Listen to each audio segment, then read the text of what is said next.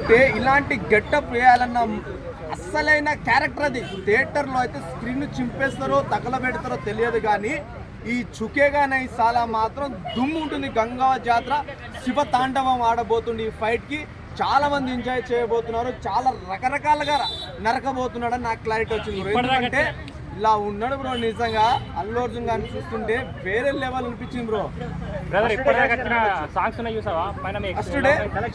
First day collection nearly ఒక 120 to 150 crores ఉంటుంది nearly. Telugu states లో ఎక్కువ ఆడదంటున్నారు కదా, ఛాన్స్ ఉందా? అంత సీనే లేదు. తెలుగు స్టేట్స్ లో బ్రహ్మాండంగా ఆడుతుంది, అన్ని స్టేట్ లో బ్రహ్మాండంగా ఆడుతుంది. ఇప్పటికే 1200-1100 కోట్లు అడ్వాన్స్ బుకింగ్ అంటే ఆల్రెడీ మార్కెటింగ్ జరిగింది. సో ఇప్పటి ఓవర్సీస్ లో ఈ అల్లు అర్జున్ సినిమాకి 1200 కోట్లు పెట్టింది. 200 కోట్లకి ఓవర్సీ అంటే ఇది రైట్స్ కొనుక్కున్నది హిందీ వాళ్ళు. అంటే ఏ రేంజ్లో నువ్వు అడ్వాన్స్లని ఇంత కడితే నువ్వు ఆ టైంకి ఏ థియేటర్లో ఎలా పడుతుంది, ఎలా టాక్ వెళ్ళిపోతుంది బ్రో. పుష్ప 2 ఒక విషం లాంటిది ఎలా స్ప్రెడ్ అవుతుందంటే చుక్కేగా నైసాలా ఈసారి ప్రతి ఒక్కటి తగ్గేదే అంటే ఎంత విషం లాంటిది పడుతుంది. సో ఈ పాయిజన్ అనేది చాలా స్పీడ్గా స్ప్రెడ్ అవుతుంది కదా. చుక్కేగా నైసాలా ఈసారి ఏ రేంజ్లో, లాస్ట్ టైం తగ్గేదేలే అన్నారు, ఈసారి ఏ రేంజ్ తెలియదు. ఇంకా ఈ కొత్తది ఏమైనా తీసుకొస్తుందో చూడాలి. ఒకవేళ ఉంటే ఆ గంగవ జాతర ఈ డైలాగ్స్ అవన్నీ కలిపి శివతాండవం చూపించబోతున్నాడు ఆ అల్లు అర్జున్ గారు అనిపించింది. Okay bro, songs okay. Sreeleela ఆమె పేరు మర్చిపోయాను, రష్మిక మందన మరి సాంగ్ అనిపించింది. నా స్వామి సాంగ్ అవన్నీ బాగున్నాయి, అన్ని ఇంకా బాగుంటది అనుకుంటున్నాను. ఓకే బ్రో, ఇప్పుడు డిఎస్పి పాటలు ఇస్తున్నాడు కానీ పుష్ప 2కి తమన్ గారిని తీసుకుంటున్నాడు బ్యాక్గ్రౌండ్ మ్యూజిక్ కి.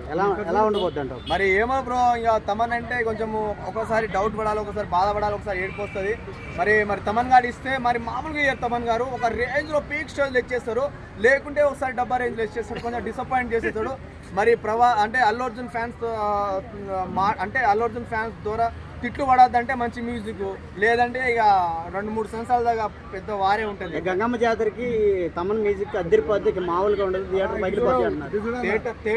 థియేటర్ పగులిపోద్దో, థియేటర్ తగలబడుతుందో కొన్ని రోజులు ఆగితే చూపిస్తాం.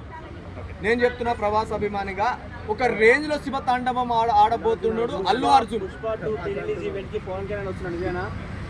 నేను నా పవన్ కళ్యాణ్ నా ఫ్రెండ్, అల్లు అర్జున్ మా బాబాయ్, ఇద్దరు నాకు ఫోన్ చేసి వచ్చారు. మాట్లాడతాం బ్రో, నడుస్తుంది ఆల్రెడీ. టాక్ నడిస్తే నడవని, పవన్ కళ్యాణ్ వస్తే మంచిది, మావ వస్తే మంచిది. ఊపు మీద ఉంటాడు మనవాడు. అన్నా సమంత ఊపిన ఊపు మరి శ్రీలీల ఊపుతుందా? సమంత శ్రీలీల ఏది ఊపినా శ్రీలీల అల్లు అర్జున్ ఊపుతుంది ఈసారి అనుకుంటున్నా నేను. ఎందుకంటే పర్ఫార్మెన్స్ లో ఇద్దరు తోపులు.